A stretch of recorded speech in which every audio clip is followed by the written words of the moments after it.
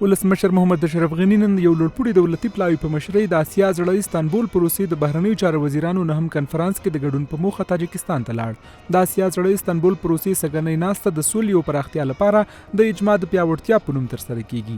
ارګوایي ولسمشر غني به د دې سفر پر مهال په یاد کنفرانس کې د ګډون سربېره د تاجکستان جمهور رئیس امام علي رحمان، لومړي وزیر او دغه هیواد د پارلمان رئیس سره په کتنو کې په مختلفو برخو کې د دواړو هیوادونو ترمنځ د مناسباتو او همکاریو پر پراختیا بحث او خبرې وکړي. ارګ د غراض زیاته کړې چې ولسمشر غني به د دې سفر په جریان کې د تاجکستان په ملي پوهنتون کې وینا وکړي او د یاد پوهنتون د رئیس له لوري به ورته د افتخاري دکتورا سند هم ورکړل شي. د افغانستان جمهور رئیس د یو لوړپوړي هیات په ملتیا د اسیا زړه استانبول پروسې په نهم کانفرنس کې د ګډون په هدف تاجکستان ته ولاړ. دا سفر د 2 ورځو لپاره دی.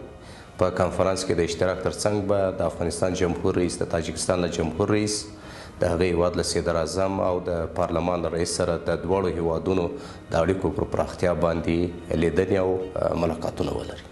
د افغانستان د بهرنیو چارو وزارت وايي د اسیا زړه استانبول پروسې د نن ورځې غونډه د افغانستان لپاره د لاسته راوړنو څخه ډکه وه.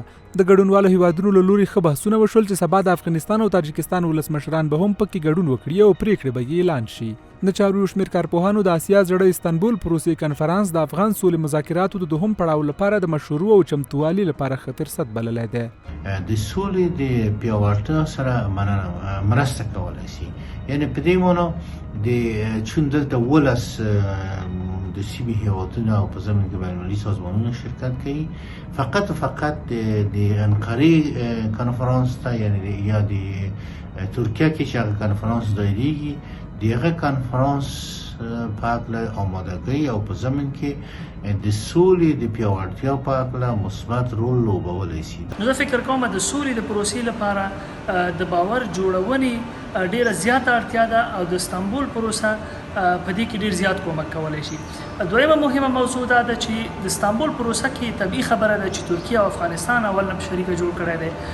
نو او را روان د سولې کوم کانفرنس هم چې دی چې افغانانو ته منتظر دي چې حتما به یو څه فیصله کن کانفرنس وي د افغانستان د سولې په اړه، خصوصا د بین الافغاني خبرو په اړه. هغه کانفرنس هم په استانبول کې کېدونکی دی او هغې کې هم د ترکیې رول شته. دا کنفرانس د استانبول د پروسې نه هم کنفرانس دی چې دایریږي. 15 غړي 14 ملاتړي هیوادونه پکې ګډون لري او 12 سیمهییز او نړیوال سازمانونه په دغه کنفرانس کې برخه واخلي. د اسیا زړه استانبول پروسې د بهرنیو چارو وزیرانو نه هم کنفرانس پر داسې مهال جوړیږي چې ټاکل شوی راتلونکي میلادي میاشت په ترکیه کې د افغان سولې په اړه نړیوال کنفرانس هم جوړ شي.